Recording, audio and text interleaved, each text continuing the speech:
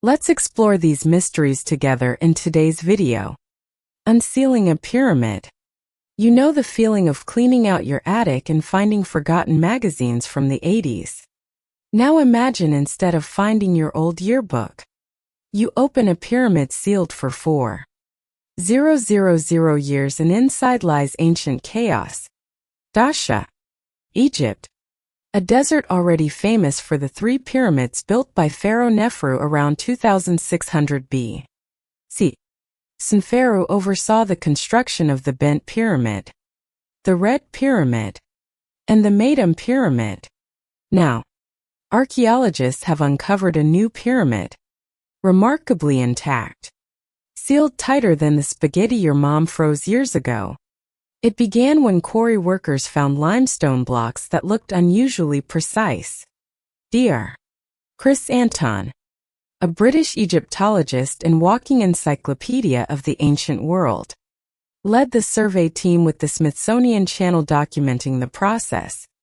Inside, they discovered an underground burial chamber untouched for 4,000 years. It likely still had that new tomb smell. Or maybe an old one. Instead of a peaceful royal resting place, they found a scene of devastation. Artifacts smashed.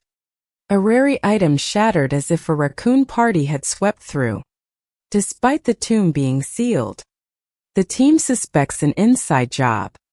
The tomb was looted before it was sealed, like robbing your own house and then locking the door before going on vacation. Dr. Anton called it an ancient crime scene. Amid the wreckage, they recovered a broken canopic chest. Using modern scanning technology, they deciphered faint hieroglyphs revealing the tomb's owner, Princess Hatshepsut. Don't confuse her with the famous pharaoh Hatshepsut. This was a different Hatshepsut, an unknown princess with no records, statues, or written legacy. Yet, she had her own pyramid, something rare even for powerful pharaohs. Historians believe she may have lived during the 13th dynasty, a chaotic era of Egypt's history, full of tangled bloodlines and royal intrigue. So, here lies a nameless princess, her tomb plundered, sealed, and forgotten. Was this the aftermath of a royal power struggle? A political purge after death, or simply the burial crew helping themselves to valuables? The true origins of the Sphinx. The Sphinx has always stood as one of the most enigmatic symbols of the ancient world, the subject of endless speculation. But what if no one actually built the Sphinx? What if this famous monument was sculpted by wind and rain over millennia rather than human hands? A small group of scientists at New York University proposed a bold theory that overturned centuries of accepted knowledge. Traditionally, experts have agreed that the Sphinx's face was carved by master stoneworkers. Clear proof that nature could not produce such a likeness. No more than wind could carve Mount Rushmore. However, the debate isn't about the head, but the body. How could a massive lion-shaped form emerge naturally? The NYU Applied Mathematics Laboratory simulated erosion on clay mounds using water to mimic desert winds. The results were astonishing. The erosion naturally created a miniature baby sphinx without any tools. Just physics and flowing water. Nature, in this case, could have shaped the sphinx long before humans appeared to refine it. The team suspects that thousands of years ago, the rock already resembled a giant cat when the Egyptians arrived. Perhaps they merely carved a human face onto an already lion-like natural formation. Yet, the mystery doesn't end there. Geologist Robert Schoch controversially suggested the Sphinx could be 1,200 years old, far older than the mainstream estimate of 4,500 years. Ukrainian geologists went further, claiming erosion patterns indicate the Sphinx could be 800 years old, a time when modern humans did not exist. Only Homo heidelbergensis, hippos, and saber-toothed tigers roamed this land. If true, the question of who built the Sphinx remains wide open. Some theories suggest the ancient Egyptians used vibrational technology to build the Sphinx, harnessing sound waves to lift and move massive stones, as if they possessed technology far beyond their time. Swedish scientist Olof Alexandersson once proposed that sound could counteract gravity, though such technology remains purely hypothetical. Adding to the intrigue is the idea of a lost archive buried beneath the Sphinx. Multiple laser scans have detected anomalies under the monument, possibly a large chamber. Legend speaks of the Hall of Records, a secret room said to contain humanity's true history, ancient technology, spiritual knowledge, and even the story of Atlantis. Some believe it holds scrolls akin to the Dead Sea discoveries. The legend of the Hall of Records originates from the visions of psychic Edgar Cayce in the mid-century, fueling speculation of a hidden archive beneath the Sphinx. Stories tell of the Greek philosopher Solon visiting Egypt, discovering this secret chamber with the mysterious priest, and learning the story of Atlantis, later recorded by Plato. Much of this theory relies on psychic readings and ultrasound scans. Robert Shaw, who supports the 12,000-year age, reported detecting a rectangular cavity beneath the Sphinx with sonar in the 1990s. When this finding gained attention, Egyptian authorities quickly halted all research. Later, scientists confirmed the existence of a tunnel under the Sphinx's left paw. In 1989, a Japanese team from Waseda University led by Professor Sakuji Yoshimura found the tunnel sloping downward toward the Pyramid of Khafre, like an ancient subway to secrets. Yet soon after, all investigations were stopped by the Egyptian government, citing preservation concerns. The Japanese team was never allowed back, and the tunnel's purpose remains unknown. Local legends also whisper that the Sphinx is merely a surface guardian, with the real secret lying underground, a hidden chamber between its pores or within its head. Recent scans hint at structures beneath the pyramids, intensifying the haunting question: what really lies below? Egypt remains fiercely protective, guarding these monuments like the keepers of history itself. And while the debates continue, the Sphinx endures as one of humanity's greatest unsolved mysteries. The mysterious skull of Akhenaten. The civilization of ancient Egypt remains shrouded in countless mysteries. From the reasons behind the construction of the pyramids to their true functions to the seemingly advanced knowledge of engineering, agriculture, medicine, and astronomy that the Egyptians possessed. Their monumental achievements have led many to believe that they may have received help from beyond this world, specifically from extraterrestrial beings. This theory, often debated and popularized by shows like Ancient Aliens, gains traction as people question whether ancient Egyptian art might conceal evidence of contact with aliens. Conspiracy theorists frequently point to certain carvings and sculptures to support this idea. One of the most striking examples is the depictions of Pharaoh Akhenaten shown with unusual features: an elongated skull, an oddly shaped body, and an abnormally large stomach. Professor Erwin Braverman of Yale School of Medicine noted that Akhenaten is often portrayed with a slender neck, an elongated head, wide hips, a large chest, and even a protruding belly reminiscent of pregnancy. A contributor on the anthropology blog of Michigan State University further observed that Akhenaten's name translates to sun disk, prompting speculation that this disk might actually refer to an unidentified flying object, UFO. If the king truly came from this disk, as the legends hint, his origins must indeed have been mysterious. Another carving of Akhenaten's family raises even more questions. His children are depicted with the same elongated heads and facial features as their father, while the adults wear headpieces, leading some to suggest these were used to hide their abnormal skull shapes. However, this does not necessarily confirm they were aliens. The royal family could have deliberately practiced artificial cranial deformation, a ritual common in many ancient cultures.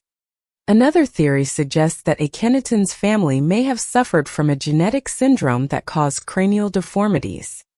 Professor Braverman believes Akhenaten's elongated skull was likely the result of a genetic mutation causing cranioanestosis, a condition where the skull's fibrous joints fuse too early, preventing normal head growth.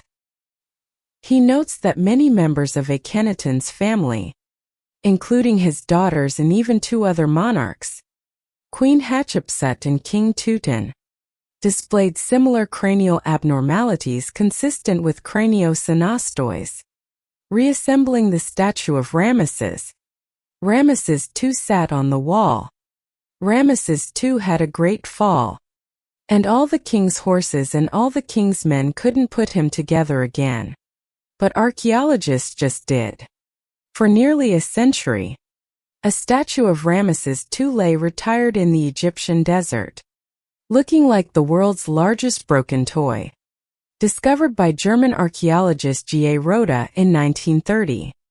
The statue's lower half stood 240 kilometers south of Cairo, missing its head. For 96 years, no one knew where the upper half was.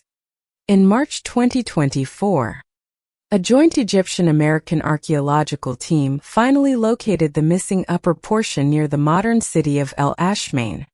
In ancient times, this was Kimu, a major capital during the Old Kingdom, later renamed Hermopolis Magna by the Romans, masters of Latinaizing everything 2,000 years ago.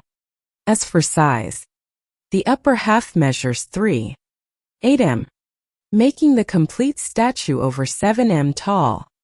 And it's not just a big block of stone with a faint face.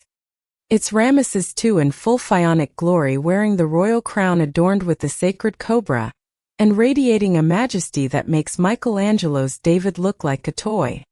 When archaeologists first found the upper half lying face down in January 2024, they had no idea how well it had survived. It was like opening a 96-year-old time capsule, hoping it wasn't just sand and disappointment. The face of Ramesses is still so sharply carved that his distinct features are unmistakable, and traces of blue and gold paint remain a rare find on ancient statues. The next task is to reunite the two halves, with the lower portion still resting in El Ashun. Egyptian archaeologist Bassem Gahad has filed for permission to complete this reunion. If approved, and honestly, who would dare deny the King of Kings? Even after 3,000 years, the great pharaoh will once again stand whole. This will become one of Egypt's most spectacular statues. The Viking village of Borgund in Norway. Located on the Norwegian coastline, the village of Borgund once served as a transit hub, a place of residence, and a production center for the Vikings throughout many centuries of the Middle Ages. The traces left at Borgund are not just old stone foundations. They contain layers of overlapping culture that reflect the continuous changes of a coastal community, shaped by both the environment and the historical currents of Northern Europe.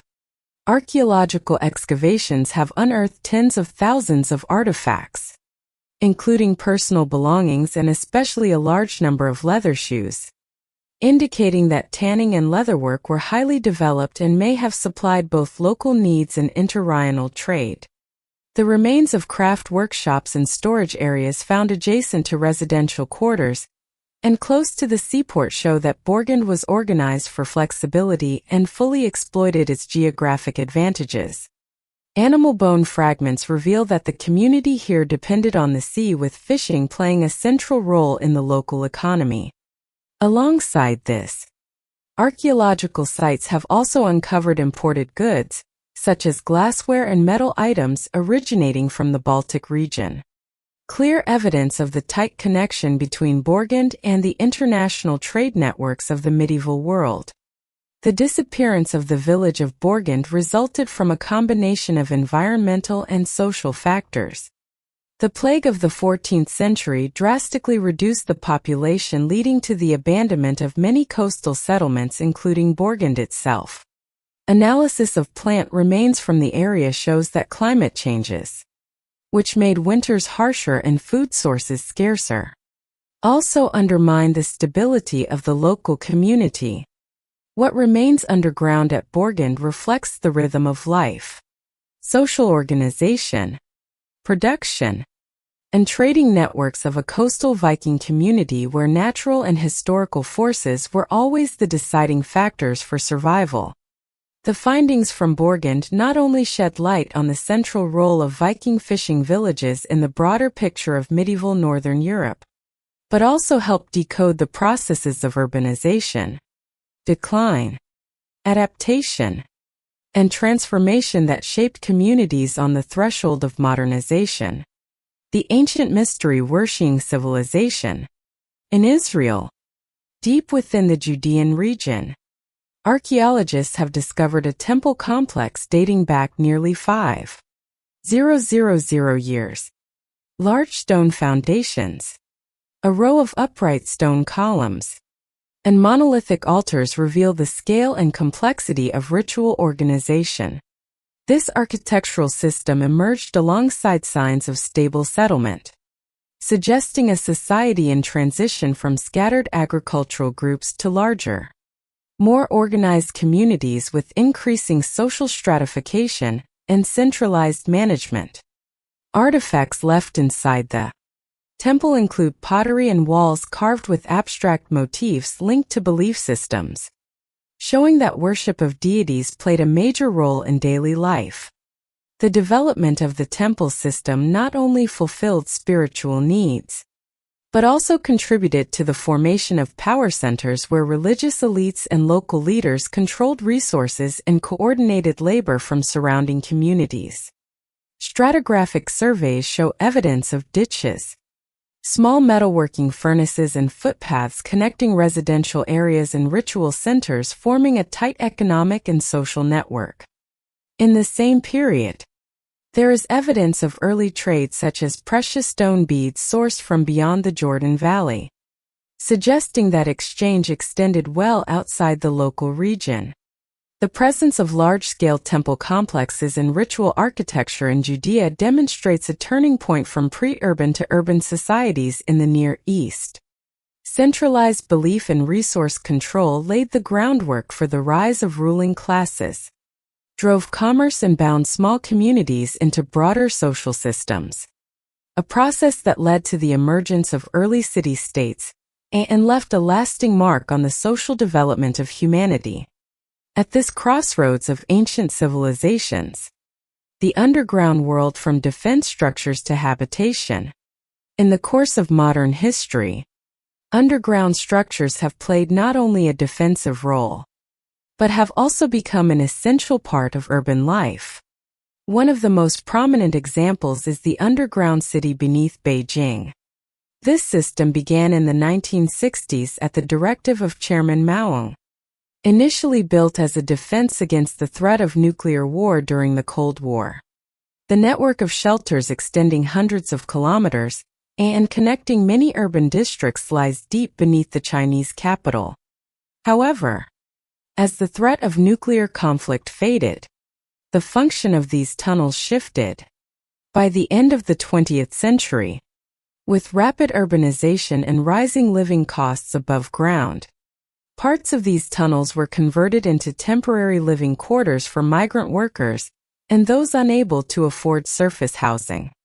Though residents here must cope with a lack of natural light and cramped conditions, this remains the only affordable option within a gigantic metropolis. Today, an estimated 1 million people live in tiny rooms deep beneath Beijing's surface. These spaces often lack official permits, and city authorities have repeatedly tried to regulate or restrict underground living.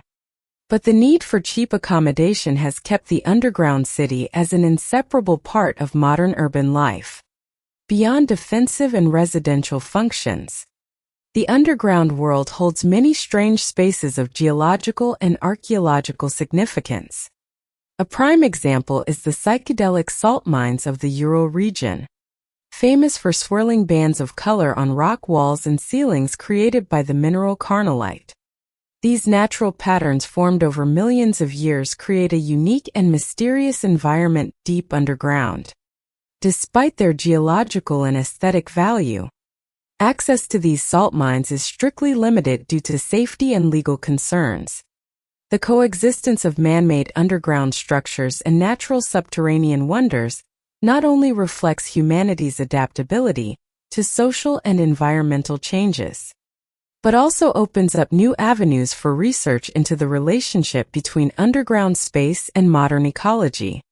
Over time, these second cities bear the marks of history, survival, and the human drive to push the material limits of society. Archaeology, an ancient heritage. In the field of archaeology and the study of ancient heritage, every discovery sheds new light on the evolutionary history and cultural life of civilizations that once existed on Earth. One of the outstanding sites is the Mela fossil deposit in Germany, recognized by UNESCO as a World Heritage Site for its exceptional scientific value. Mela preserves nearly intact layers of Eocene period fauna and flora. Over tens of millions of years, sedimentation has kept thousands of fossil specimens from mammals, reptiles, birds, and fish to insects and plants. These fossils offer detailed insights into the Eocene ecosystem, a time when Earth's climate was warmer than today, and serve as a basis for scientists to trace the origins and evolutionary changes in biodiversity across geological eras. From small mammal fossils and fish to traces of predators, the entire Mela site acts as a natural archive for deciphering evolutionary history and the shifts in climate and the biosphere from almost 50 million years ago. Beyond fossil finds, archaeology opens up many mysteries linked to ancient cultures. The excavation of the first Philistine cemetery at Ashkelon, Israel, marked a major milestone in research on the people depicted in the Bible as the warriors of Goliath. Previously, knowledge of Philistine customs, beliefs, and society was very limited, but newly discovered graves with varied burial methods, including pottery, jewelry, weapons, and even cremation, have greatly expanded our understanding of their social systems, religion, and concepts of death. These artifacts help clarify the origins and connections of the Philistines with other ancient Mediterranean cultures, broadening the scope of historical comparison in the region. Archaeology also touches the myths and legends associated with historic sites. Bala Fort in Oman is a typical example, not only a solid military structure for desert tribes, but also the center of countless folktales about magic, spirits, and mysterious phenomena. Local legends speak of supernatural events, the appearance of sorcerers, and even sacred objects existing within the ancient walls. These stories enrich the cultural memory associated with the site, reflecting the complex relationship between people, faith, and the supernatural in the development of native communities. With every find, archaeological heritage sites such as the Mela fossil pit, the Philistine cemetery, or Bala Fort play roles beyond being physical evidence of history. They expand our understanding of biological evolution, the rise and transformation of ancient cultures, and the symbolic and spiritual aspects that continue to shape modern societies. Atlantis, an Islamic legend and sand-buried civilizations. The city of Iram, also known as Ubar, is mentioned in the Quran as a city of lofty towers that once flourished in the deserts of the Arabian Peninsula. The story of Iram is tied to the ancient tribe of Ad, said to have strayed from the path of righteousness and thus suffered divine punishment. The city was buried beneath the sands in a disaster said to last 7 nights and 8 days. Ancient Arabic texts and epics describe a land of abundant water and date palms, spurring generations of scholars to search for the true location of this lost city. By the late 20th century, a combination of textual research, fieldwork, and remote sensing led scientists to follow traces of old caravan routes to pinpoint the probable site of Iran. Ruins found in the Rubalcali region, famous for its ever-shifting sand dunes, include stone foundations, remains of ancient wells, and fragments of household goods, evidence that a major urban center once thrived here, dominating trade and controlling trans-desert routes. Archaeologists have noted that the city's rapid burial was caused by both sand accumulation and the collapse of its groundwater system, erasing it from local memory, except for scattered references in epic poetry and religious scripture. Some theories suggest Iram was a hub for the transport of frankincense, spices, and luxury goods between East and West throughout antiquity. Its burial marked the end of a major trade network that lasted for centuries. The link between Iram and the Atlantis legend lies not only in the parallel tales of sudden prosperity and swift downfall, but also in the theme of extreme natural forces wiping out an entire society, leaving ruins beneath the sands and within the fabric of cultural and religious memory. Some researchers believe that stories of sand-buried cities like Iram spread along ancient trade routes, blending with Mediterranean tales and inspiring Plato's vision of Atlantis. Today, the ruins of Iram in Arabia are seen as evidence of environmental upheaval and its social consequences, as well as a connecting point between ancient civilizations from east to west. Cautionary tales about the limits of development and the enduring power of nature. Homo boduensis is one of the newest branches of ancient humans identified through the analysis of skulls found in Ethiopia dating back about 500,000 years to the Middle Plane. This discovery fills a key gap in what anthropologists call the muddle in the middle, a complex evolutionary period in Africa and Eurasia, when various Homo branches emerged and developed in parallel. The Bodo skull displays many intermediate features, not entirely belonging to the older Homo erectus, but not yet showing the modern characteristics of Homo sapiens. Its anatomy includes a large brain case, low forehead, broad face, and robust jaws, reflecting adaptation to the harsh and fluctuating African climate of that era. The emergence of Homo boduensis helps close gaps in our understanding of the transition from ancient hominins to modern human lines, and reveals the remarkable diversity of hominids in Africa. At the same time, Neanderthals inhabited Europe and Denisovans lived in Asia. The greatest challenge facing paleoanthropology remains the limited number of fossil samples, the scattered nature of finds, and the many areas still left unexcavated. Thanks to modern genetic analysis, researchers are beginning to clarify the position of Homoensis in the evolutionary tree. But the question of its role in the emergence of Homo sapiens is still being unraveled. The coexistence of many human species interacting and possibly interbreeding created a complex evolutionary picture, raising the possibility that many ancient human genetic lines remain undiscovered in modern DNA. The discovery of Homo boduensis not only enriches our knowledge of how modern humans appeared, but also underscores the importance of the Horn of Africa as a major evolutionary center for humanity during the Pleistocene. Each fossil found here helps rewrite the story of human evolution, bringing us closer to the answer of Homo sapiens' origins and our place in the broader web of life. The Kingdom of Mitanni. The Mitanni kingdom once controlled a vast territory stretching from the Tigris to the Euphrates, playing a central role in the balance of power in the Middle East after ancient Babylon.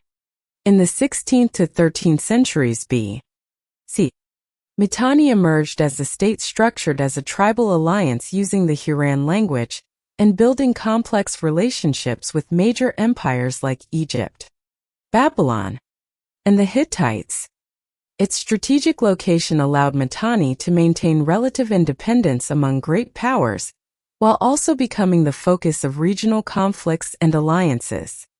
Mitanni's greatest achievements included the development of horse-drawn chariot warfare, expertise in bronze weaponry, and a wide-reaching diplomatic network clearly seen in the Amanna letters, a trove of diplomatic correspondence between ancient Middle Eastern states. Egyptian, Hittite, and Babylonian sources all mention Mitanni as a power frequently involved in alliances and wars, sometimes as an intermediary or ally, sometimes as a target for invasion. By the late 14th century B.C., Mitanni began to decline, weakened by internal disputes, fractured power, and pressure from neighboring empires. Ultimately, Assyria launched massive military campaigns that destroyed Mitanni cities and administrative structures. Political, religious, and economic centers were razed. The Huron elite were dispersed or assimilated, and Mitanni culture faded from the region's political map. Today, much of what we know about Mitanni comes from scattered foreign documents and archaeological fragments from cities like Wukani, whose exact location remains uncertain. Excavations yield only partial clues about architecture, religious rituals, and communal life, not enough to fully reconstruct a once influential kingdom.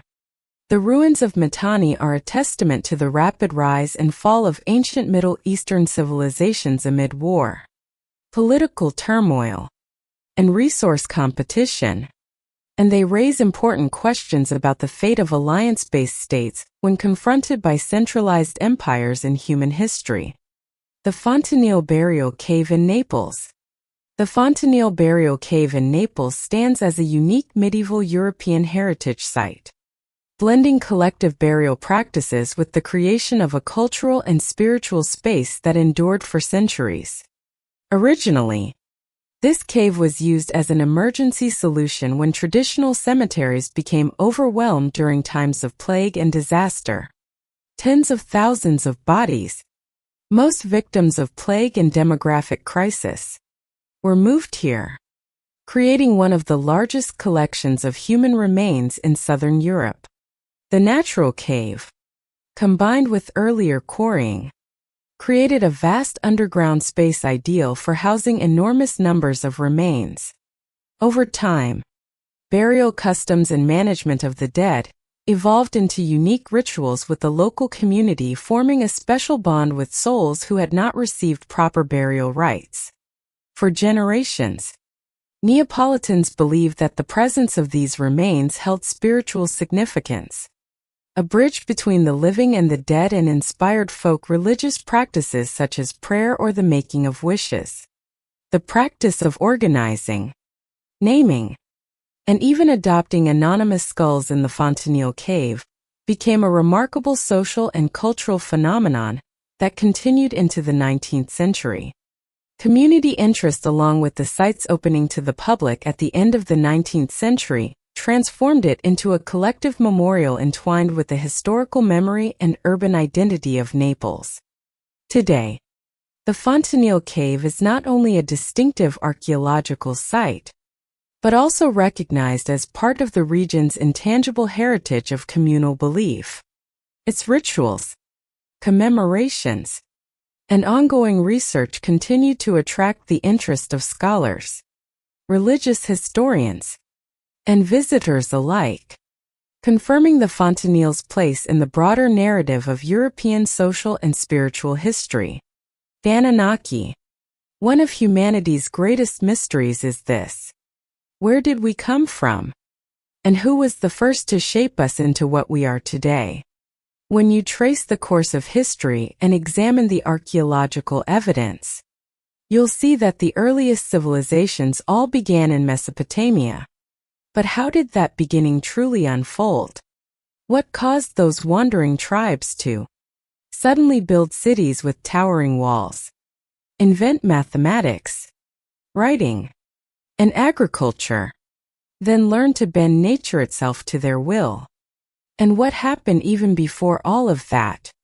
There is a story that says hundreds of thousands of years ago, or perhaps even farther back, somewhere in the dense blackness of space, there was a planet called Nibiru. Not an ordinary rock drifting through the void. This planet followed an orbit that took thousands of years to complete. On it lived an advanced species known as the Anunnaki. But they were not the friendly neighborhood aliens you might imagine. Legends say they faced a critical problem on their home world. Their atmosphere was being destroyed, and the only thing that could save it was gold. So they turned their gaze to our beautiful Earth, a place where gold filled the mountains and lined the rivers. They descended, set up camps, and began mining. But don't think for a second that they were willing to toil in the dirt themselves. They were far too advanced, far too refined, and had no interest in manual labor.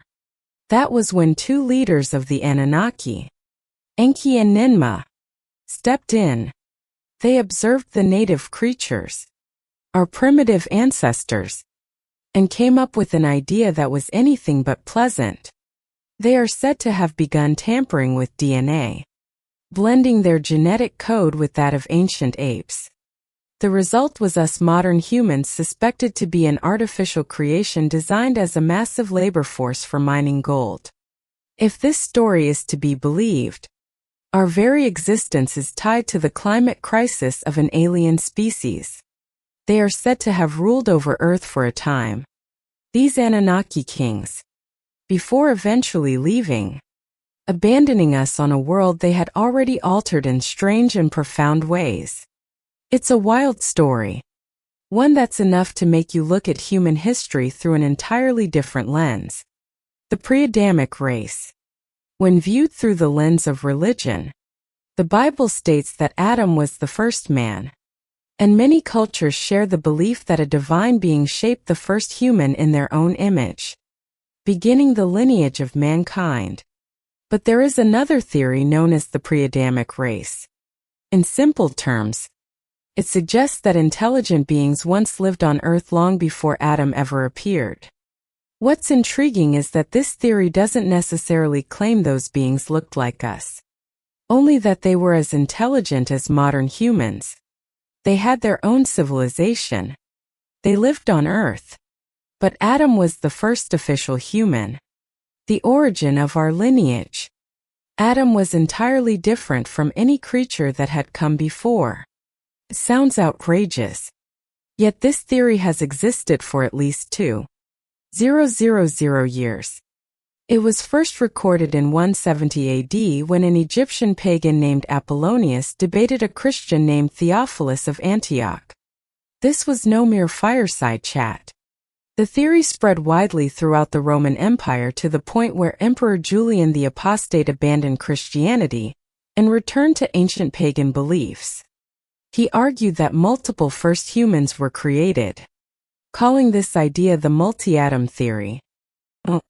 Moving forward through the centuries, by the early Islamic period around the year 900, there was a common belief that humans were not Earth's first intelligent inhabitants.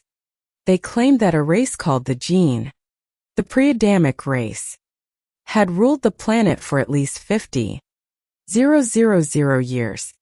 Such ideas were widespread, even if not always officially recognized.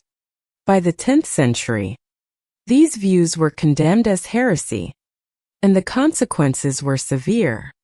Later, the Italian philosopher Giordano Bruno reignited the theory in 1591, observing the diversity of human races around the world. He argued that it was impossible for Jews and Ethiopians to share the same ancestor.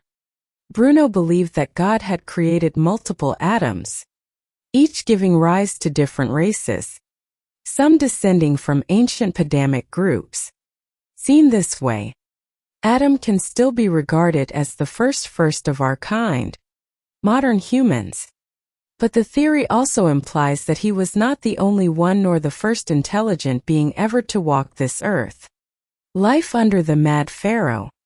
Life under the reign of the unusual pharaoh was a turbulent chapter in ancient Egyptian history.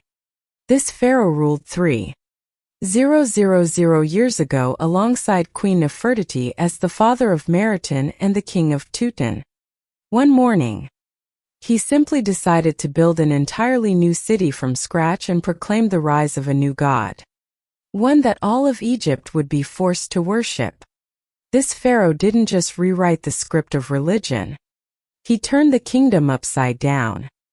He shut down the houses of the gods as if canceling a television program, replacing them all with the sole worship of the sun god Aten. Egypt, once a land of many gods, became a nation of one. Akhenaten wanted a city solely for his god, ordering its construction and forcing the people of other cities to pack up and move. Today, archaeologists have uncovered the remains of one of these abandoned cities near Luxor, alongside famous monuments such as the Colossi of Menon. The city was once called Sodon, a lively suburb where children played in the streets, bread baked in ovens, and blacksmiths worked tirelessly. But one day, the pharaoh's soldiers arrived, ordering everyone to leave immediately. There was no farewell feast, no time to pack. Many abandoned their leather work and fled out of fear of the guards' punishment. Within the ruins, archaeologists discovered an ancient town hall, possibly even a police station. Even more fascinating was an invention far ahead of its time. Many houses in Sodon had built-in bathrooms where people could bathe cleanly instead of going to the river or pouring water over their heads.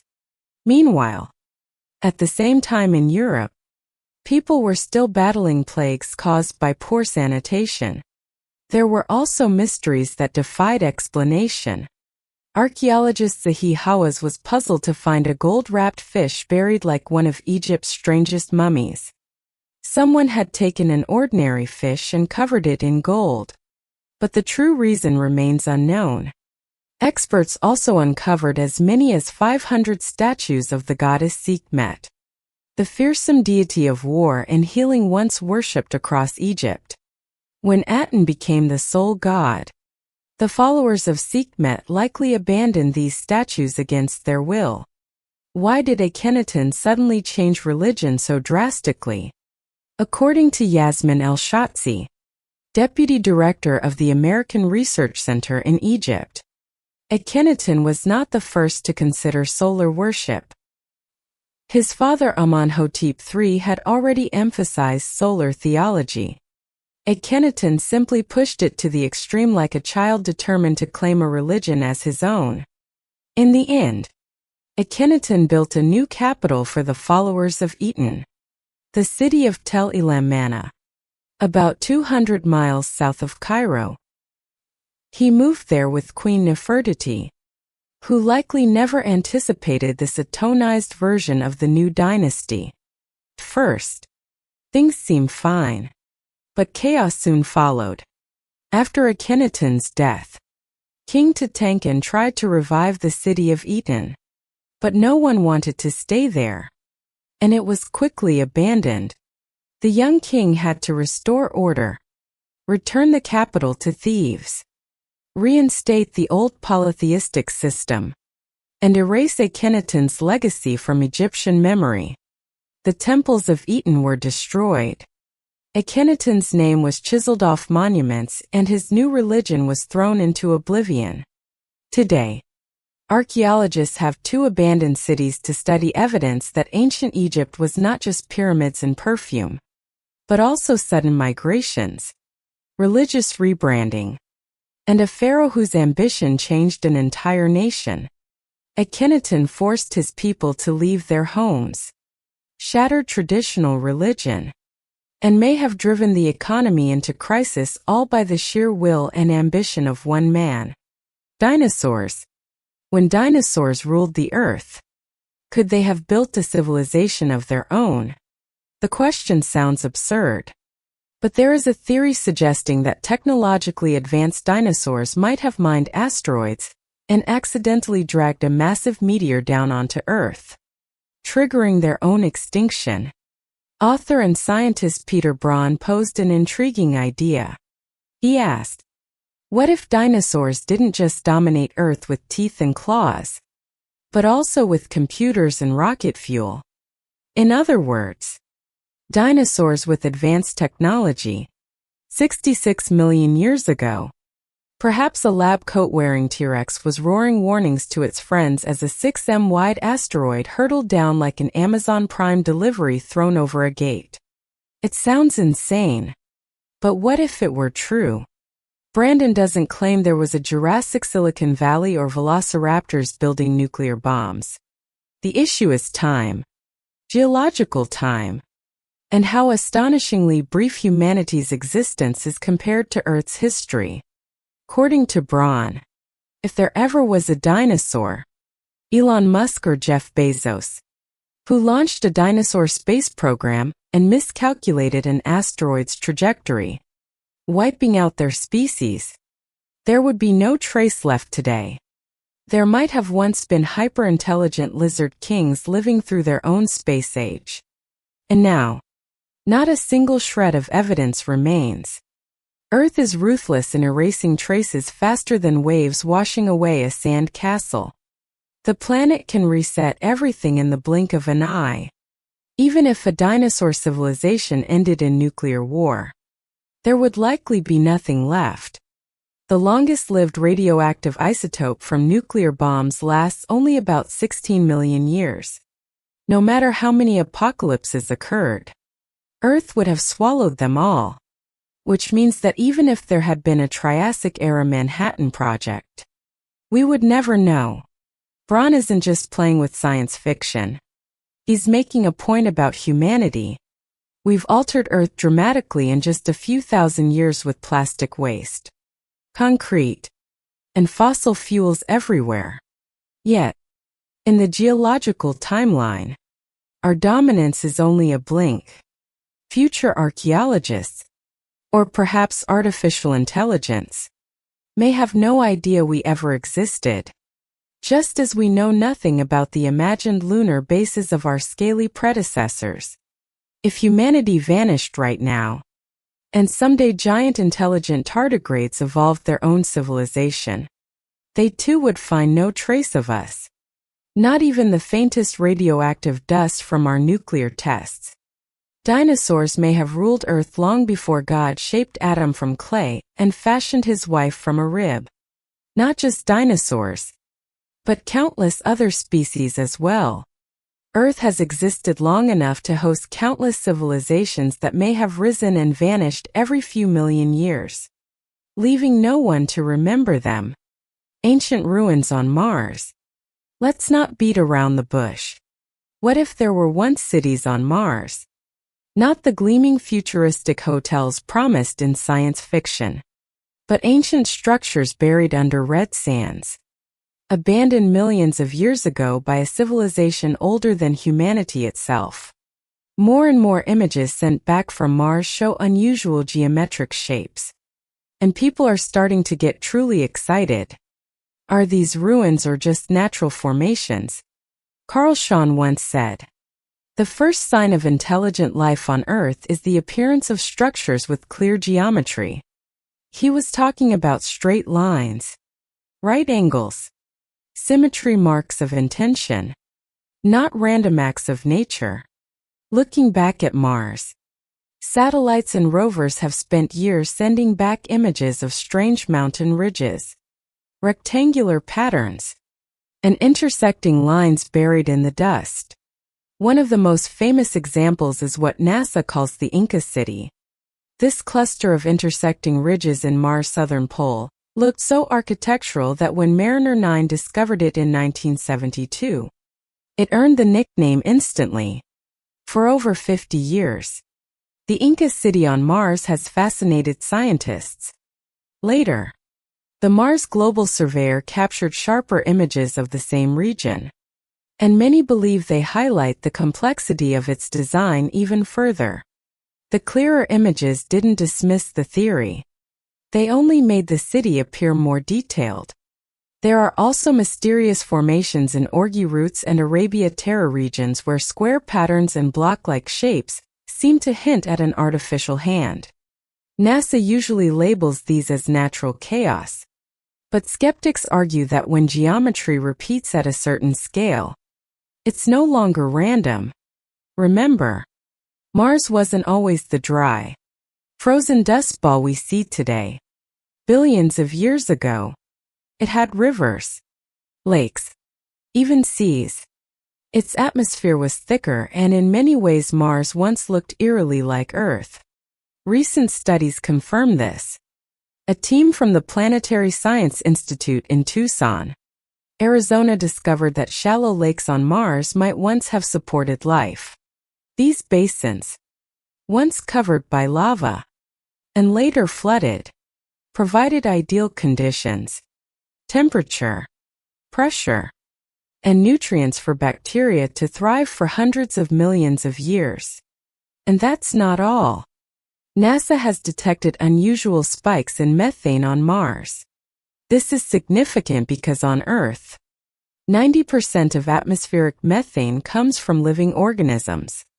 Rovers have also found useful nitrogen essential for DNA and RNA. Here's the bombshell. Dr.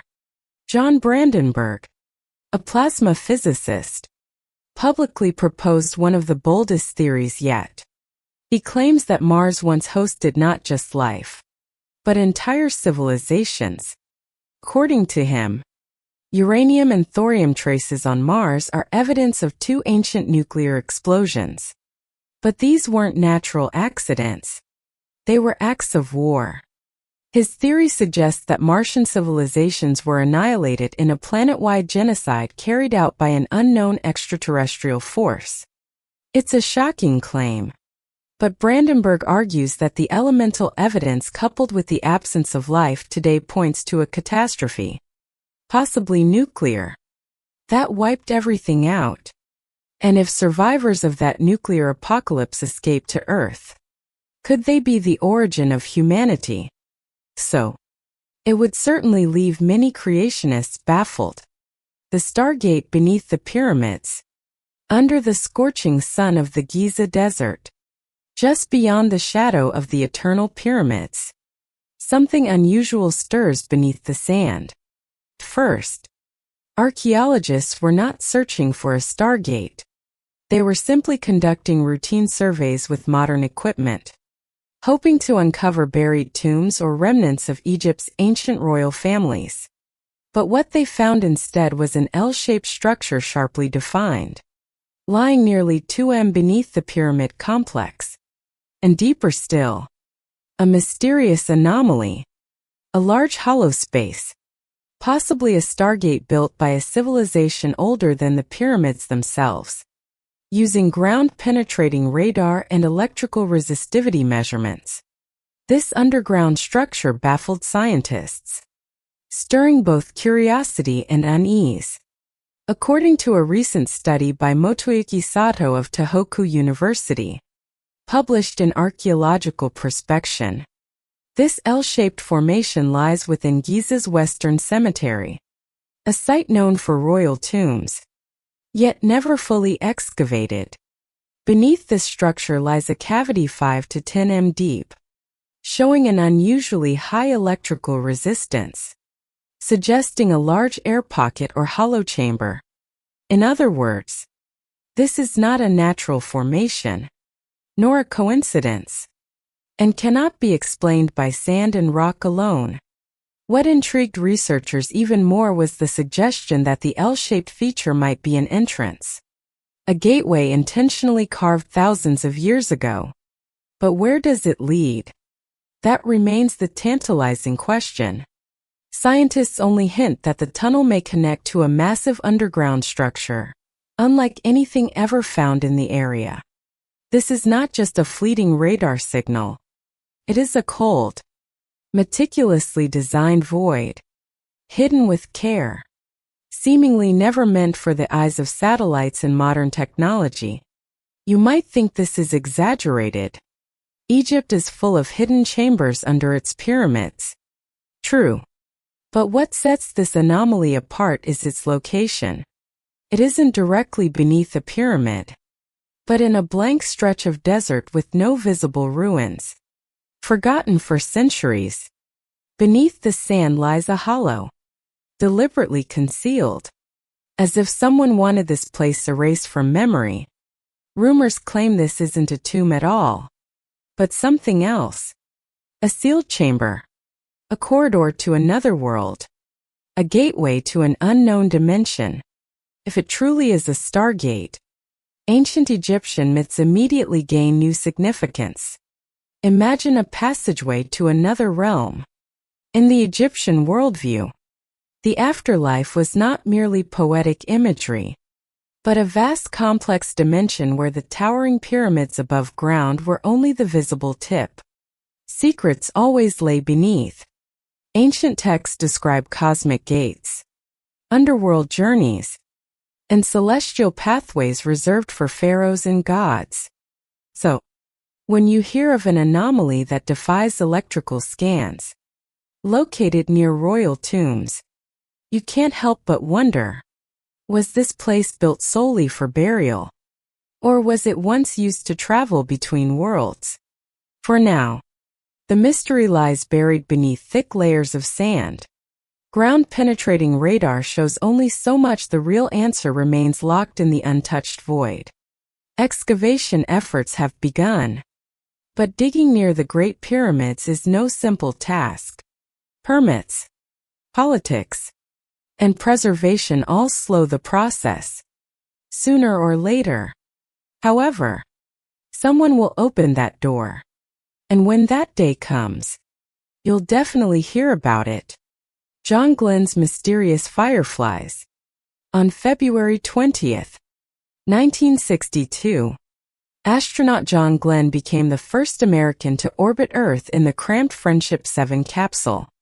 Hurtling through space at 17,000 m.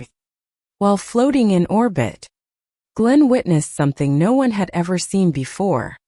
A strange glowing cloud surrounding his spacecraft, like an illusion brought to life. These tiny luminous particles shimmered with life, moving around the capsule like a swarm of mysterious creatures. Glenn called them fireflies. During his radio transmissions that day, he described them as resembling tiny stars swirling around the spacecraft in a rain of fireflies before drifting away silently. On the ground, NASA engineers held their breath, listening to every word. No one could immediately explain the phenomenon. Speculation spread quickly. Were these lights a sign of a serious malfunction? Was the capsule breaking apart? Or was there an issue with the heat shield? So, Glenn might have become the first American to die in space. Yet, the glowing particles seemed almost alive. They danced, floated around the capsule, creating a spectacle that felt straight out of a science fiction movie. Amid the vastness of space, Glenn remained calm, carefully observing and recording their distance, speed, and how they never collided with the spacecraft, but simply drifted like glowing plankton in a black ocean of zero gravity. He further reported to Mission Control that the fireflies swirled around, gliding past the windows, glowing brightly in unison. They spaced themselves about 6 feet apart, forming a ribbon beneath the capsule. This phenomenon was no mere dust or debris. It resembled a swarm of tiny celestial beings quietly escorting Glenn through space. After 3 orbits, Glenn returned safely, carrying with him an experience he would never forget. Later, astronaut Scott Carpenter performed a similar flight on Aurora 7 and suggested that what Glenn saw were frozen bits of condensation flaking off the capsule when lightly tapped. NASA quickly accepted this explanation, as if eager to close the case on an unanswered mystery. Yet many remain unconvinced. Were those strange lights really just frozen condensation or something far more mysterious? Something science still cannot explain. That question lingers quietly accompanying humanity's history of space exploration. The missing link. Despite our superior brains, space travel and high-speed Wi-Fi, the true origin of humanity remains one of the biggest unanswered questions. One we still struggle to solve. A recent review published in Science stirred controversy. After decades of fossil hunting and DNA analysis, scientists still cannot agree on who or what our last common ancestor with apes was. As Sergio Almasegar, senior researcher at the American Museum of Natural History and lead author of the study, bluntly stated, "When you look at the story of human origins, it's a mess. Nobody agrees on anything. In simpler terms, we can shrug and admit no one knows exactly how humans came to be. Setting aside theories of dinosaur civilizations or Martian ancestors, let's focus on what modern science understands about evolution. Humans are believed to have split from the chimpanzee lineage between 9.3 and 6.5 million years ago. Today, our closest relatives are chimpanzees and bonobos. We share 99% of our genes with these hairy cousins. But how did we become the species that builds skyscrapers, argues on the internet, and sends robots to Mars? Hidden within the past 10 million years is the missing link, the creature that bridges humans with their ape ancestors.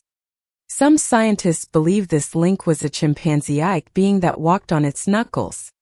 Others think it resembled the extinct Miocene apes. Strange and diverse creatures unlike any ape alive today. Sergio's research suggests modern scientists are still overlooking something major. He proposes that the missing link may have had unique characteristics not reflected in any fossils we've found so far. Perhaps somewhere there once existed a half-human, half-ape creature no one has yet discovered. Our true ancestor might have walked, climbed, and moved in ways scientists have never even imagined. Without the fossil of this missing link, the origin of humanity will remain a colossal question mark. The alien ship beneath the sea.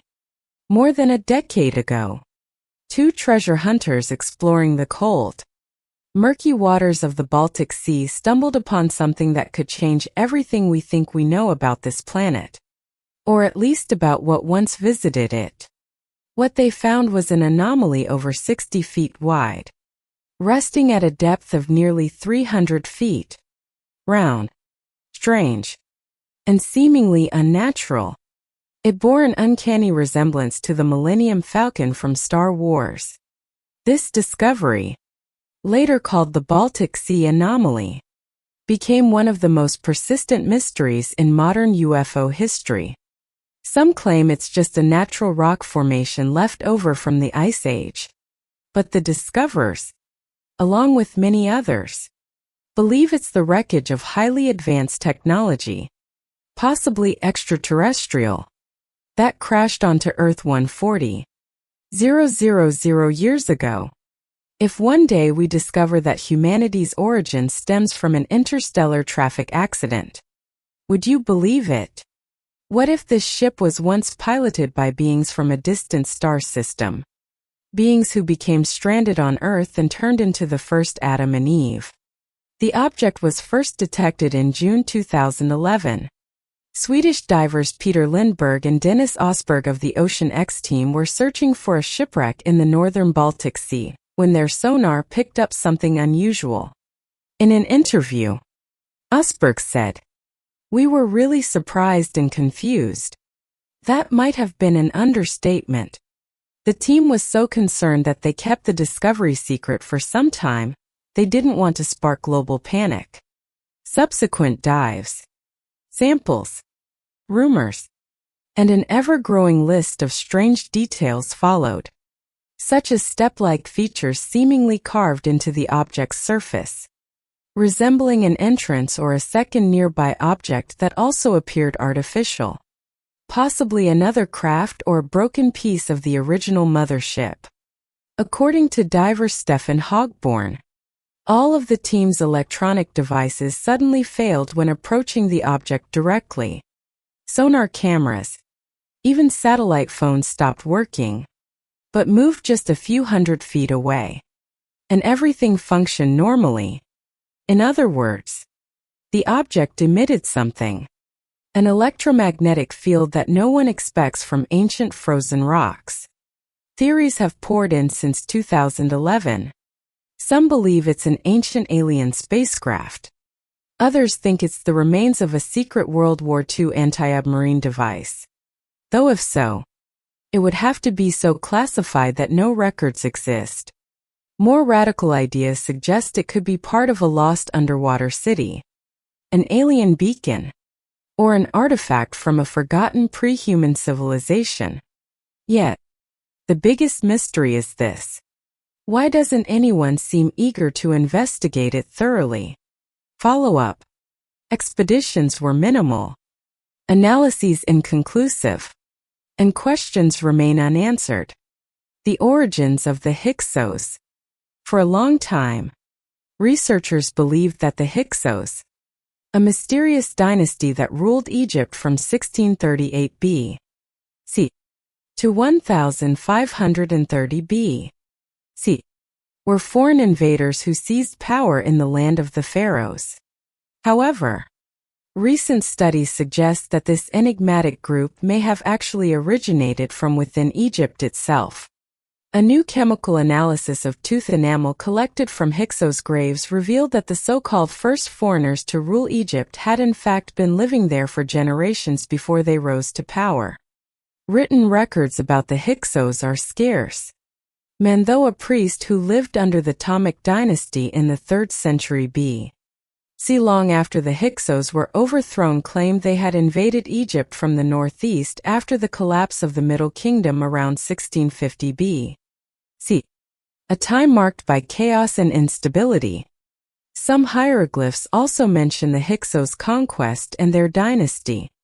But the authenticity of these accounts is heavily debated, as later dynasties often destroyed records and spread propaganda about their predecessors, forever associating the Hyksos with disorder. Archaeological excavations at Avaris, the Hyksos capital, indicate that they originated from the Near East. According to Chris Stantis, the lead author of the study, the non-Egyptian burial practices found there are especially noteworthy. Men were often buried with bronze weapons and lacked scarabs or amulets typical of Egyptian tradition. While the Hyksos were indeed an ethnically distinct group that experienced multiple waves of migration into Egypt, enamel samples from most of the men tested suggest they had been settled in the region long before the Hyksos came to power. Furthermore, many of the remains belonged to women, pointing to a diverse origin and highlighting the significant role women played in their migration. These findings challenge the traditional narrative that the Hyksos were simply an invading army, and call for a deeper understanding of their integration into Egyptian society. Aliens in Africa. It was a hot, dusty day in the heart of Tanzania. The kind of heat that makes even the lizards too lazy to blink.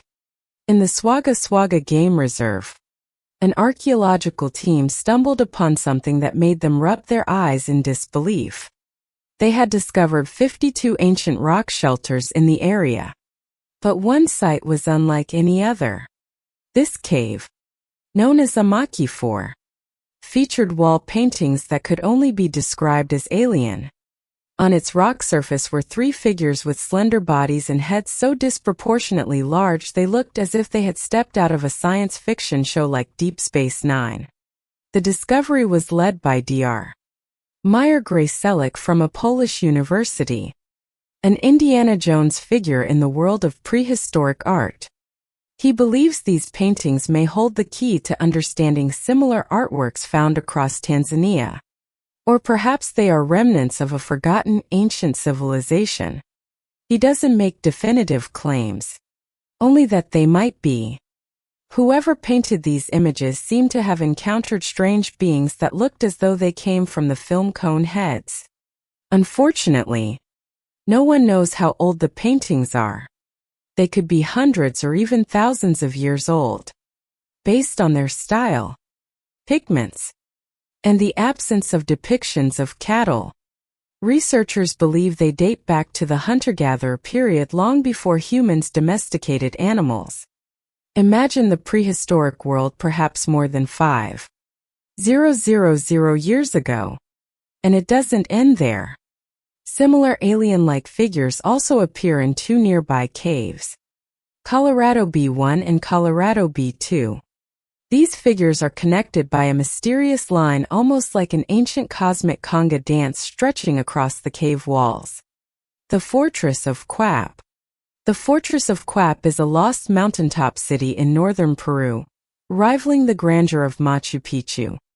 Some even say that during its golden age, Quap was far more breathtaking. Perched 700 m above sea level, the city overlooked vast valleys and cloud forests that stretched endlessly to the horizon. The entire city covered an area of about 15 hectares scattered with the remains of civic buildings, temples, military structures, and countless other constructions. Most of what stands today are crumbling stone foundations. But in its prime, Quap must have looked like something out of a legend. Archaeologists have unearthed more than 420 circular stone houses, evidence that this truly was a city in the clouds.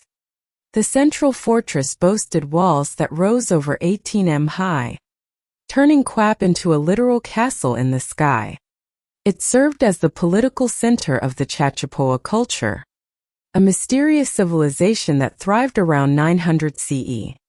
For 5 centuries, they flourished until the Spanish conquered South America in the 16th century.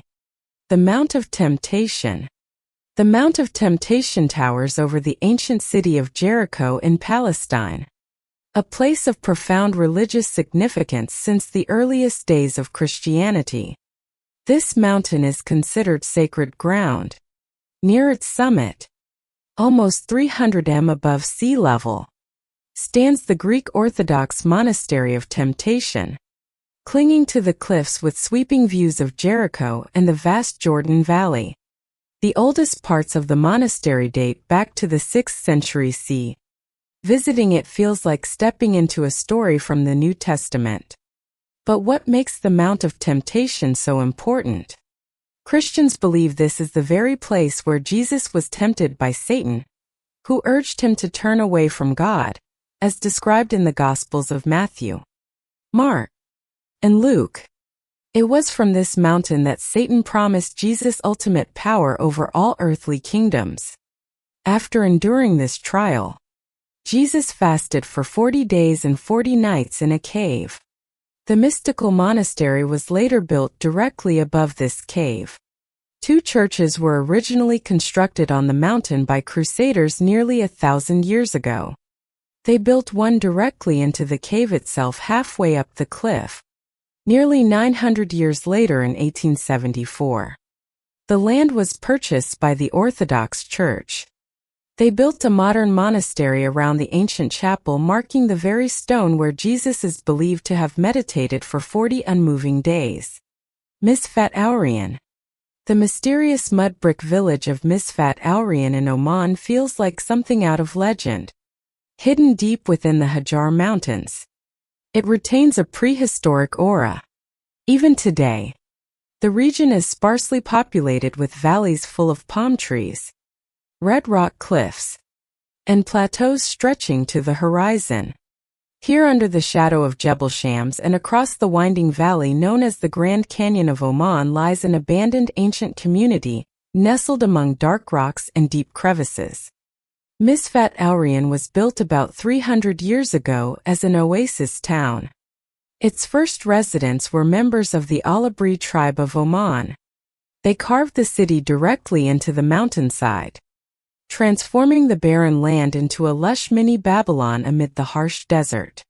The tribe cleverly diverted water from the oasis through the town using a sophisticated irrigation system. They built stone channels through the mountains, creating a paradise where there had once been only deathly desert. Beyond the mud houses, crystal-clear pools, terrace gardens, and desert shrubs flourished while birds sang year-round. The entire village overflowed with mango, banana, pomegranate, papaya, orange, and date trees. Miss Fat Albrian looked like it came straight from an Arabian folktale. Sadly, the village was recently abandoned as residents moved to modern houses closer to larger cities. Today, this oasis stands as a remote, silent tourist destination. Sagira is an ancient city in Sri Lanka built atop a massive column of rock, known as the Lion Rock. Rising 180 m above the ground, it has stood proudly for over 1,500 years. King Kashyapa chose the summit as the site for his impregnable palace during his reign from 477 to 495 CE. Sagira was hidden deep within the jungle, perched so high that the king believed no one could ever conquer it. But for Kashyapa, his sky city was not as invincible as he had hoped. His half-brother Moggallana returned from India with an army to reclaim the throne Kashyapa had seized after murdering their father. In 495, Kashyapa's forces deserted him on the battlefield, forcing him to take his own life with his sword. Sagira was abandoned. The capital was moved back to Anuradhapura, and the site was transformed into a Buddhist monastery. The monastery lasted another 1,000 years before disappearing from history and falling into complete obscurity. It wasn't until British officer Jonathan Forbes rediscovered it in 1831 that Sagira returned to the world's attention. For Forbes and his team, it must have felt like an extraordinary find. The only way up to the city is to climb the rock face and pass through a colossal gateway shaped like a lion. Even the entrance alone feels like something out of myth. A gigantic stone beast through whose legs you must pass to reach the Sky City. Sadly, today only one lion's paw remains. The sacred cave of Balamanch. Balam Kanchanch is a sacred Mayan cave located near the jungle city of Chichen Itza. It was first discovered in 1905 when explorers hacked their way through dense vegetation to reach the entrance. It wasn't until 1959 that archaeologists uncovered a series of secret tunnels within this underground sanctuary. That was when they realized just how significant the cave was to the mare. The cave and its passageways were dedicated to Chark, the Mayan rain god revered as the giver of life. Chark was so important that for centuries the Maya performed offerings and sacrifices in the depths of the cave to honor him. Today, Balamanch is considered one of the most important underground archaeological sites in the world. It stretches over 2 kilometers and plunges 10 m beneath the surface, leading into what feels like a nightmare at the bottom of the underworld. The site seems pulled straight from Mayan mythology, where caves like Balamanch were viewed as gateways to the afterlife. Much like Hades in Greek myth, the Portuguese city consumed by the Amazon rainforest. In the Amazonian region of Rondônia, modern archaeological research has employed lead scanning technology to identify the remains of an 18th-century Portuguese settlement, once thriving and now completely swallowed by the tropical jungle. This area was once part of a network of colonial outposts established by Portugal to control trade routes and exploit the natural resources of inland South America. Beneath the forest canopy, stone structures, foundations, and ditches have been found, arranged in a clear geometric layout that reflects the process of European-style planning imposed on the native tropical environment. This evidence allows for the reconstruction of the activities of a migrant community which included Europeans. enslaved Africans, and local populations, all operating within a large-scale production and resource extraction system that lasted for decades. Portuguese settlement in the Amazon took place against the backdrop of colonial rivalry among European empires, and was also a time of major economic and demographic shifts, marked by the emergence of slavery and the exploitation of native resources for global trade. However, harsh climate conditions, slave revolts, and conflicts with indigenous groups led to the abandonment of many settlements which were quickly reclaimed by nature.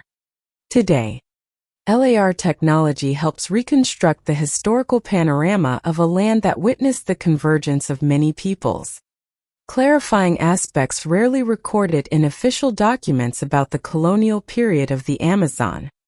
Excavation results allow deeper study of social structures, the role of slave labor, and the interaction between people and the rainforest, providing new data on South American history as European settlement centers formed on this continent. The ancient tavern. In southern France, archaeologists have uncovered an ancient tavern over 100 years old, a drinking hall straight out of myth, dating to the 1st century B.C. It may be one of the earliest taverns ever found in the Western Mediterranean. This mysterious site lies near the ancient town of Latara, which flourished during the Roman conquest. The people of Latara were simple farmers until the Romans arrived, bringing new trades, including that of tavern keeping. When the excavation began, the team initially thought they had found an ancient bakery. Over 5 years of digging revealed ovens, grain mills inside the building, and all the tools for making flatbread. But it was the charcoal hearth, the earthen benches, and fish bones scattered across the kitchen floor that told the real story. This was a true tavern, the kind you'd see in a fantasy film.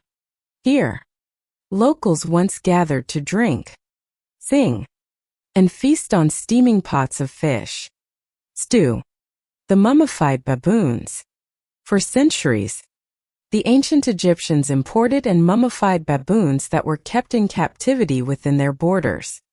Some were used as service animals or as symbols of wealth and prestige, while others were dedicated to sacred rituals honoring the god Thoth, who was sometimes depicted with the head of a baboon. Yet, what intrigued primatologist and anthropology professor Nathaniel Dahman was not merely the animals themselves, but their origins.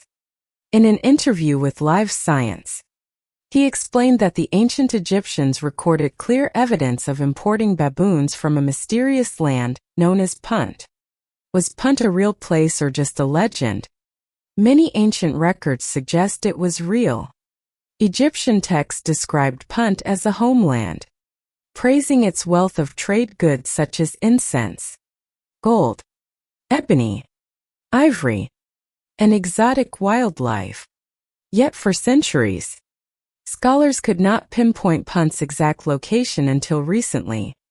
Dahman and his team analyzed isotopes from modern baboons and compared them to data collected from 7 mummified specimens, hoping to trace their origins and uncover the true location of Punt. 2 of the mummified baboons dated back to the New Kingdom, while the remaining 5 were from after 332 B.C. during the Tiamat period, while the later specimens appeared to have been raised in Egypt. Those from the New Kingdom originated from regions that are now Eritrea, Ethiopia, and Somalia. According to Dahman's analysis, Punt likely existed along the southern Red Sea coast, stretching across modern Eritrea and Somaliland. Although this cannot yet be confirmed with absolute certainty, all evidence points to this hypothesis, bringing researchers closer to solving the long-standing mystery of the legendary land of Punt. Aliens in the Hopi tribe. Long before the internet buzzed with theories about a hollow earth or ancient aliens, The Hopi people of North America told stories that make many modern legends pale in comparison. The Hopi are one of the oldest surviving cultures, passing down their oral traditions through thousands of years. Unlike most ancient civilizations that believed their gods descended from the skies, the Hopi spoke of powerful beings that rose up from within the earth itself. These gods did not arrive like the Anunnaki. They emerged from the depths like something out of Cthulhu's realm. According to Hopi legend, the earth is alive and hollow. At its core dwell the ant people, or Anu, human-like beings with antennae, intelligent and often depicted on Arizona's rock carvings. The Hopi speak of 4 worlds, each one destroyed because humanity fell into corruption. They believe they are living in the 4th world today, and so are we. The 3 previous worlds were wiped out by fire or floods, and each time humanity perished, the ant people saved the faithful, leading them into underground cities while the surface burned, froze, or drowned. Legend has it the ant people provided food, taught humans how to store supplies, and helped them start over. This cycle of destruction and rebirth has repeated itself countless times. The Hopi believe humanity has been annihilated and reborn over and over again. The most recent catastrophe was the Great Flood. You've probably heard of a global flood that destroyed mankind. Right. It appears in nearly every tradition. The Bible, the Epic of Gilgamesh, and countless world myths. The Hopi view of the earth as a womb with secret gateways mirrors Buddhist legends of the underground city of Agartha and Native American tales of a lizard city beneath Los Angeles. But that is the story for another time. Before the flood, the Hopi speak of an extremely advanced civilization. They say the world was once ruled by a global society that invented patuas, or flying shields, machines capable of traveling vast distances, soaring into the skies, and unleashing destruction. Sound familiar? They were essentially UFOs. The Hopi tell how these people abused their technology, triggering a global disaster sent by Stocknang, the nephew of the creator. The tale mirrors stories of the Nephilim corrupting the world before God sent the flood, or the myth of Atlantis, sunk by the gods for its arrogance. Could the Hopi have preserved knowledge of a civilization that lived before the Great Flood? Perhaps every ancient civilization is just the lucky remnant of a world rebuilt after an apocalypse. The ram-headed Sphinx and the flooded tomb. In early 2019, archaeologists and workers discovered a 3.5 m tall ram-headed Sphinx statue at Gabel El Sala near Aswan. This sandstone sculpture, over 3,000 years old, was found in an ancient carving workshop. Experts are unsure why it was abandoned, but believe it might have been a cancelled commission. According to archaeologist Maria Nilsson, director of excavations at the site, the statue was likely carved near the end of Enhotep III's reign. He, the grandfather of King Tut, may have ordered the statue only for it to be left unfinished after his death. Located along the Nile, Gabel El Silsa served as both a quarry and a workers' settlement, as evidenced by a cemetery containing the remains of men, women, and children from the 18th dynasty. In recent years, archaeologists have uncovered remarkable finds here, including statues of a powerful couple, nephew and his wife, carved directly into the cliff face discovered in what is now northern Sudan.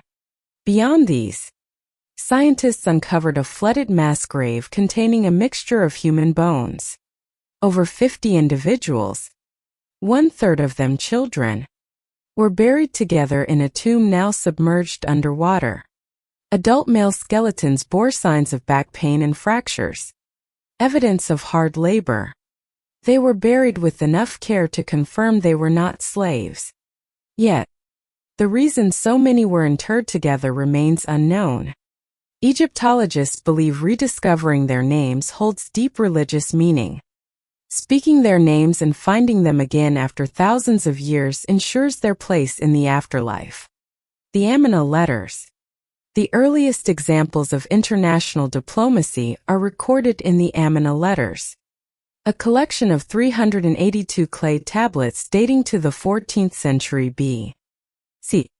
These documents preserved correspondence between Egyptian pharaohs and rivals such as the kings of Babylon, Assyria, the Hittites, and Mitanni, revealing surprisingly human emotions amid competition and delicate negotiations. The kings discussed exchanging princesses, arranging marriages, trade agreements, and complaints about Egypt's power.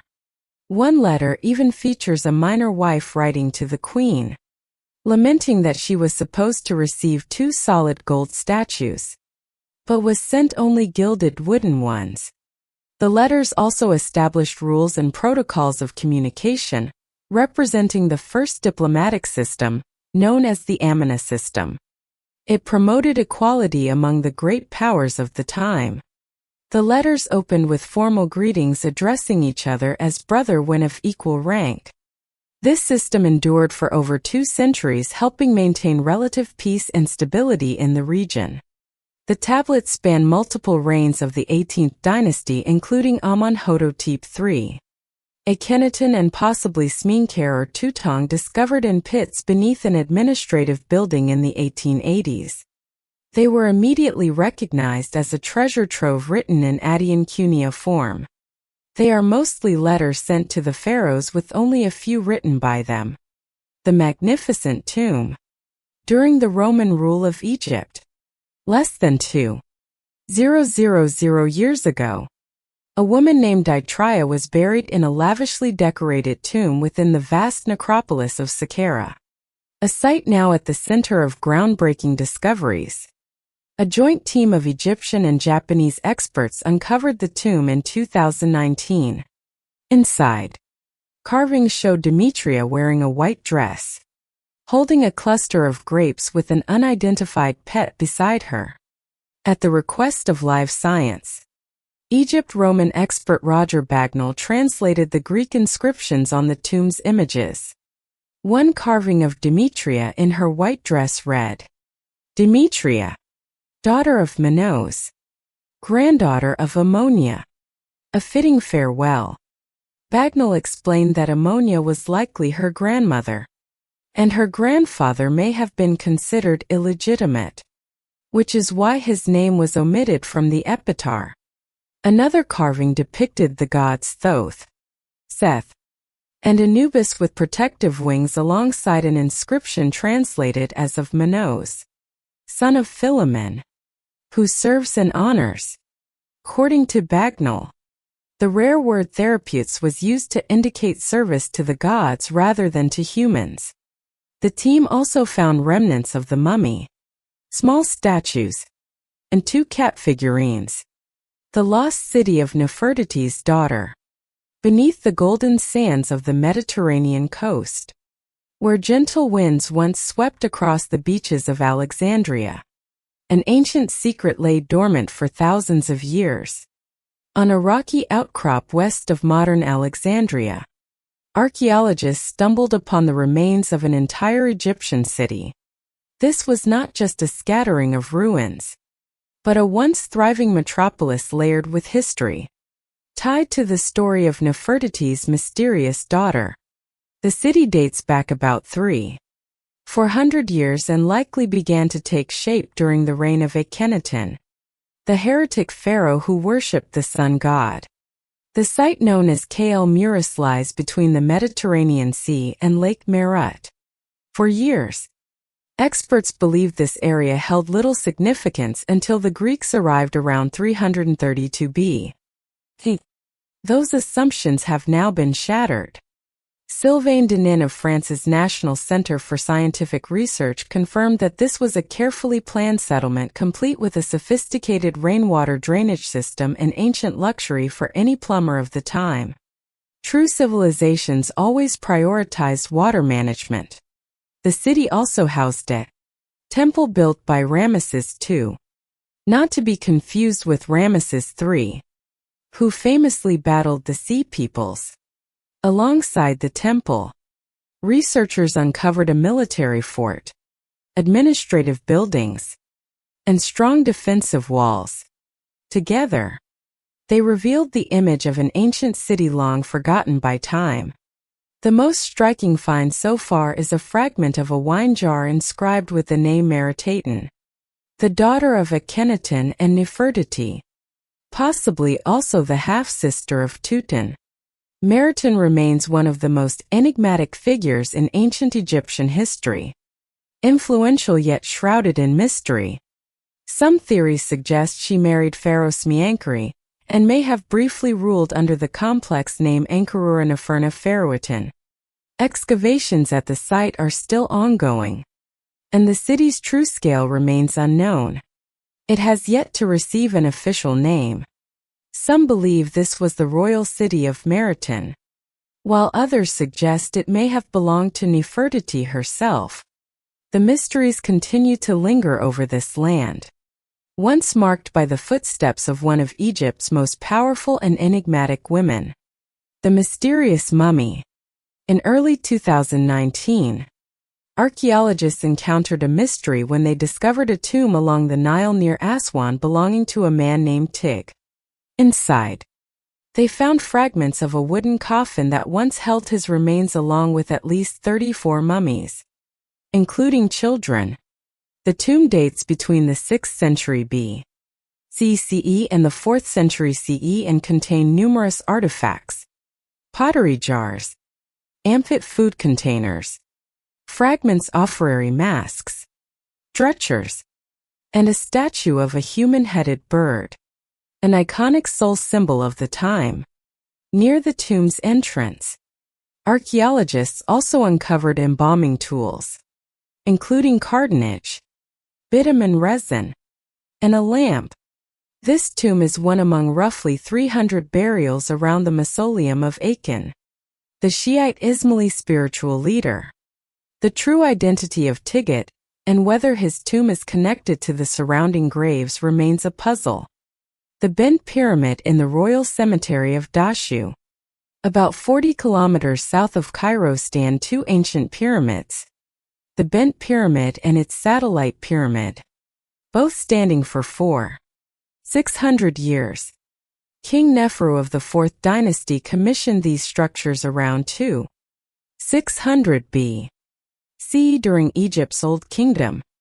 The Bent Pyramid at 101 m tall represents a pivotal transition in Egyptian architecture, bridging the step-sided Pyramid of Jose and the Maiden Pyramid, which dates to the same period. The bent name comes from its unusual shape. The lower slope rises at a steep 54 degrees, but near the top it changes to 43 degrees, creating its distinctive curve.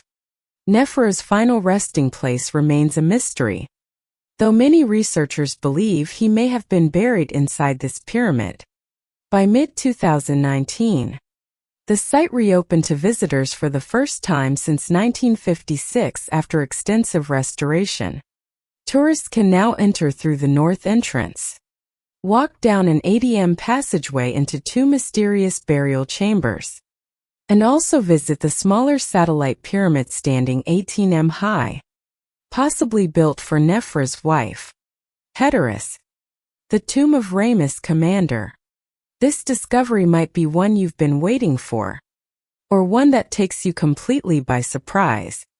Archaeologists in Egypt recently uncovered a 200-year-old tomb believed to belong to a high-ranking military commander who served under Ramesses III, the last great pharaoh of ancient Egypt.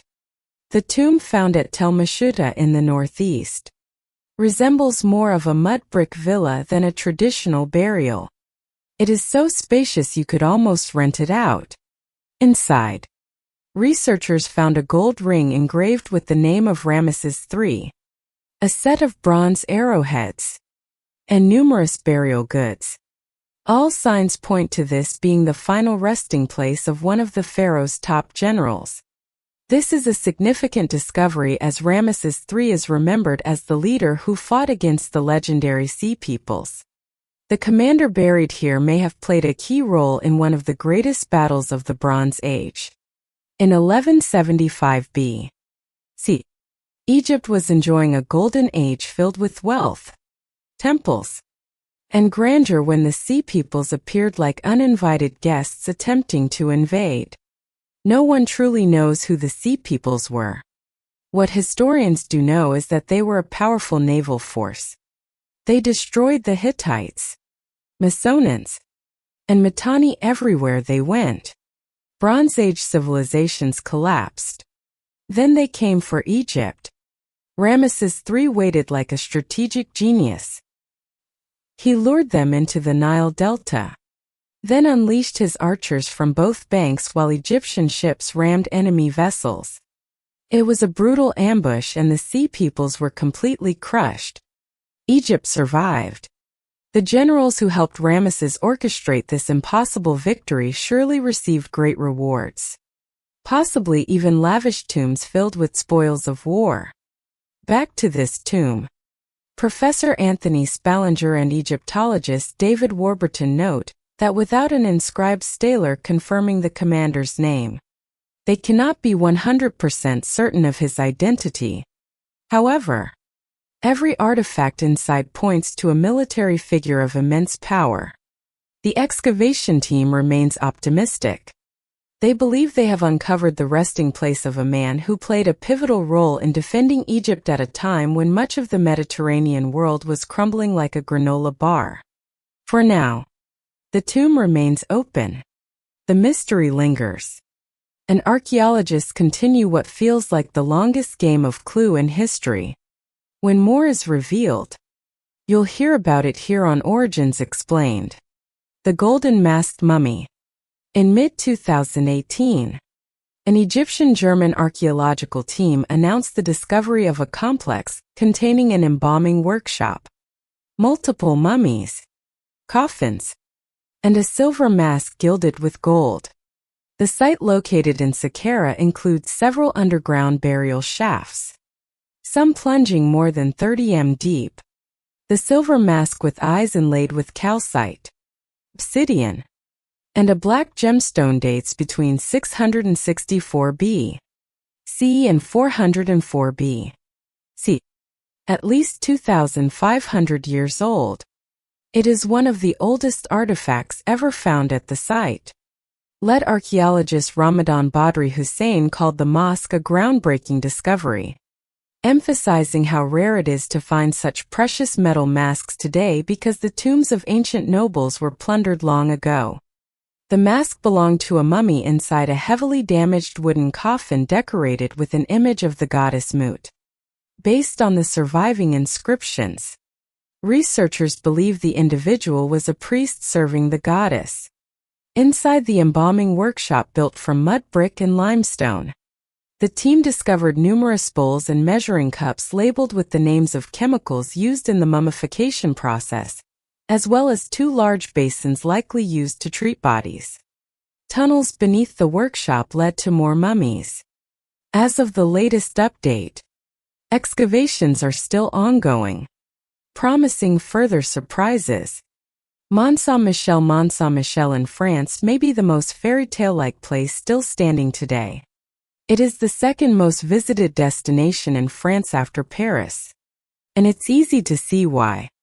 Monticello is a medieval abbey built on an island perched atop a granite rock shaped like a pyramid towering over a small village with old houses scattered around the island's shore.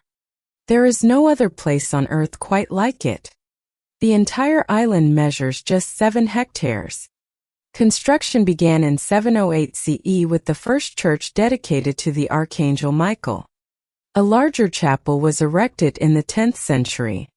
About 300 years later, work began on the Benedictine abbey that still stands today. Over the centuries, renovations and additions were made, but much of what you see remains original. Fortifications surrounding the island, transforming Montseachel into a true fortress, were built in the 14th century to protect the abbey and medieval village from English attacks. Hime Castle. Himeji Castle in Japan is essentially Japan's answer to Bavaria's Novenstein. Or better yet, the inspiration for Disney's iconic castle. Built on a hilltop between 1581 and 609, Hime still proudly stands today. Its central keep rises 6 stories with sweeping tiled roofs that make it easy to imagine ninjas sprinting barefoot across the tiles under the cover of night. The castle complex is impressive with 2 moats, towering stone walls to deter daring invaders, and architecture painted in elegant shades of white and gray. The man who began its construction was Toyotomi Hideyoshi, the legendary warlord who ruled Japan from 1537 to 1598. He unified the country in the 16th century, reformed its class system, restructured taxes, restored ancient temples, launched campaigns against Korea, and built castles that still capture imaginations today. One of Himeji's most brilliant features is its defensive strategy. Inside the castle are 83 buildings surrounding the central keep, designed as a maze to confuse any attacker. If the castle were ever breached, invading forces would become hopelessly lost, while defenders launched counterattacks from hidden vantage points. The Roman Watchtower. Archaeologists have uncovered an ancient Roman watchtower near the mysterious city of Volubilis.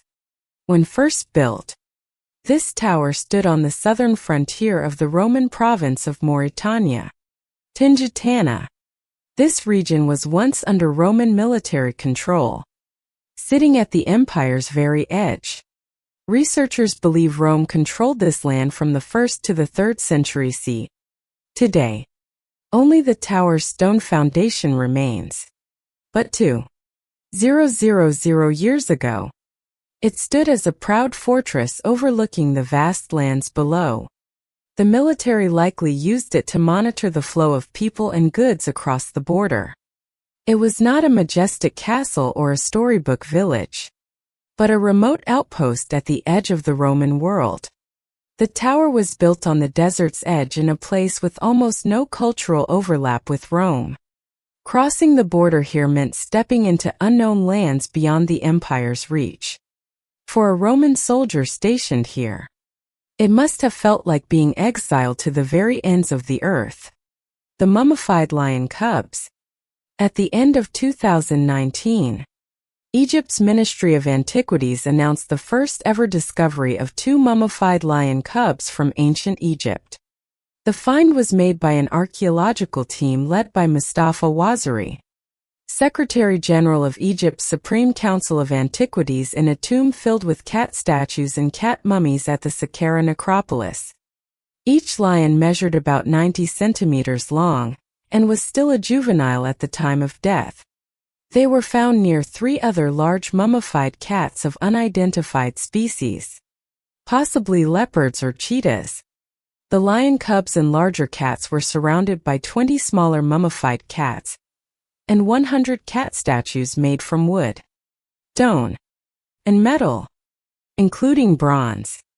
Experts dated the tomb to about 2,600 years ago during Egypt's 26th dynasty, based on the discovery of an ebony statue of the goddess Batet found inside.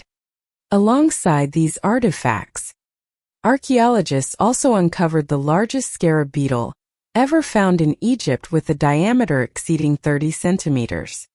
Previous excavations at the site revealed many other cat mummies and statues, confirming that this location once played a key role in the worship of cats during that dynasty.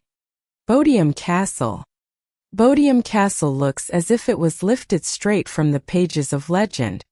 It's the kind of place where King Arthur and the Knights of the Round Table might have gathered, with Merlin casting spells over towering stone walls. The castle was built between 1380 and 1385 by a local nobleman named Sir Edward Dowling. At the time, England was in turmoil. The Black Death swept across the country in 1348. bringing famine, death, and social chaos. In the latter half of the 14th century, England also found itself at war with France. It was a grim era for peasants, but a time of opportunity for the nobility. Sir Edward grew wealthy through war, was appointed Keeper of London by King Richard II in 1392, and rose to the highest ranks of English society. His castle stood as a bold testament to his power. Bodiam is one of the few castles in England still standing almost entirely intact. Located in East Sussex, it is open year-round for visitors to enjoy tea, wander through its inner courtyard, and admire the vast moat that surrounds the fortress. The only way to enter is by crossing the bridge that spans the original bedrock. The deep, wide moat made any attack almost impossible. Invaders needed boats to even reach the walls. For any would-be attacker, Bodiam was a fortress that refused to yield. Outro. If you found these mysterious stories fascinating, let us know your thoughts in the comments below. And don't forget to subscribe so you won't miss our next discoveries.